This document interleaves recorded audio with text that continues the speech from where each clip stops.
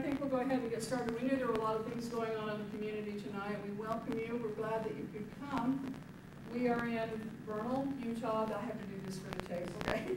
We are in Vernal, Utah on September 24th, and it is 7 p.m., and we're excited that we have some people here who are going to help us understand this initiative that we hope to get on the ballot, okay? You have an agenda in front of you, and that will help you, and I will get you one, Brad, I'm sorry. It will help you kind of keep track of where we are on this agenda. The initiative has to be filed before the Utahns for Ethical Government can hold any of the required hearings, so no change can be made before it goes on the ballot. And so, by state law, the hearings are required to inform the public of any of what's going on and to answer any questions. And we have to do that before we can gather any signatures to get this initiative on the ballot. And so, what we're going to do tonight, we have some people who are going to present to us. We have Alan Smith, who is here, and Vic Arnold, and we have Mary Moulton, who is a local teacher here, very respected in the community, who will also give some remarks to us. And that'll take you clear down to number 4 on the agenda. So, who's speaking first? Vic. This is Vic. He'll answer anything you want. Well, Marcia, thank you for that glowing introduction. You know, if I stand like this, my face will be well lit for the camera, won't it? But it's rather annoying. So if you'll excuse me, I'll step out of the spotlight. My name is Vic Arnold, and I am part of the executive committee that has filed as an official political issues committee in the state of Utah. That committee is known as Utahns for Ethical Government. A number of us came together over the course of the last 2008 or 2009 legislative session because we were frustrated with the state of affairs with respect to the ethical behavior of some of our legislators. And so a decision was made to make something happen.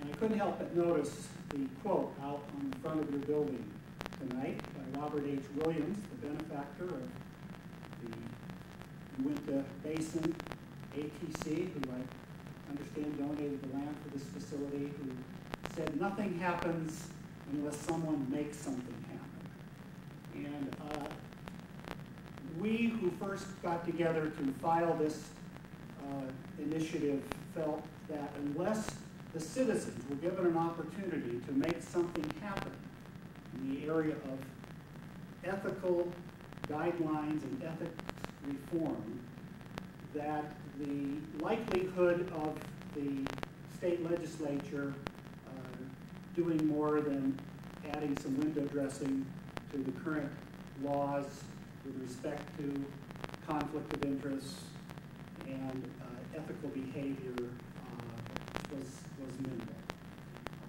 So we decided to try to make something happen.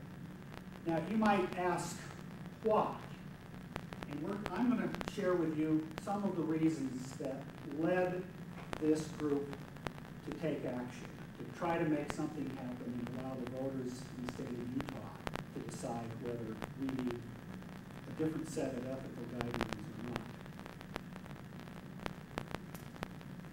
When you look at Utah's ethic laws in comparison with other states, you'd like to think that we rank somewhere near the top.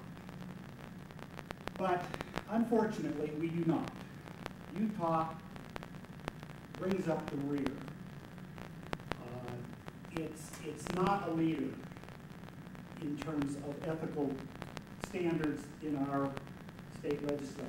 In fact, this Calvin Grondell cartoon, I think, sums up nicely what we, who spend time at the legislature, year after year, and I've been up there pretty much full time for the past 10 years. Ethics reform is something that is talked about once in a while. It tends to be hidden in the shadows, and those who push for it are told, well, maybe next year we'll get something done. It's become something of a joke. Tonight we're going to talk about why we believe Utah needs ethics reform. Attorney Alan Smith is going to talk about what actually is contained in the petition that will become law if the voters have it, if we collect enough signatures statewide, and if the voters then have a chance to vote the law up or down in November of 2010. And then finally, we'll have a chance for questions that you may have, and we'll talk about how you may help if you so desire. So let's begin with why do we believe ethics reform are needed in the state of Utah?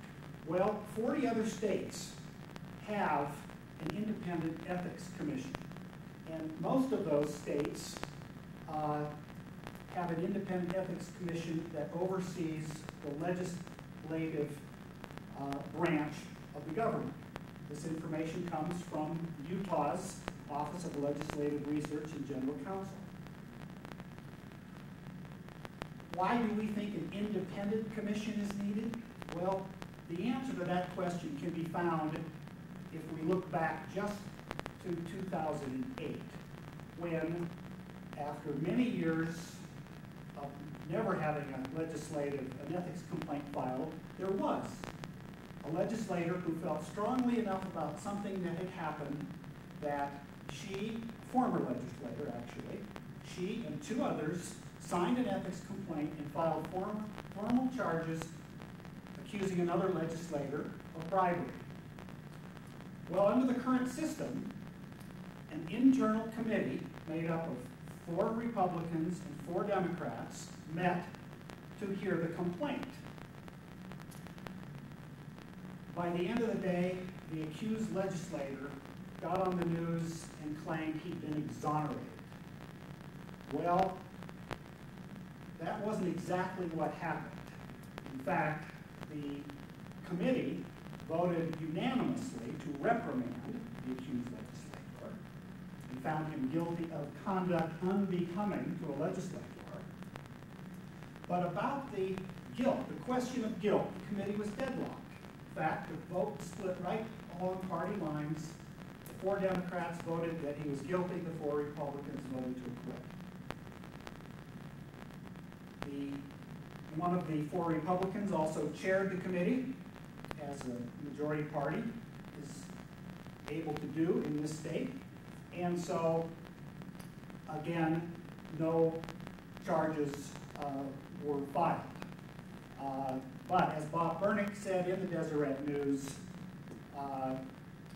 the split vote only meant there were no charges. It certainly didn't mean the legislator was exonerated. Now, campaign contributions. This is another topic that our initiative would address if passed. Currently, Utah is one of only 6 states that does not place a limit on campaign contributions. This information comes from the National Conference of State Legislators. And in fact, by the November of 2010, Utah will be among only 5 states that doesn't place some kind of limits on campaign contributions. New Mexico having recently decided to place limits. So with no limits on campaign contributions, it makes sense that we should look at who's providing the money to help legislators run their campaigns. Well, again, according to Lee Davidson of the Deseret News, over 80%, 4 of every $5 that's contributed, comes from special interest groups. And that includes corporations,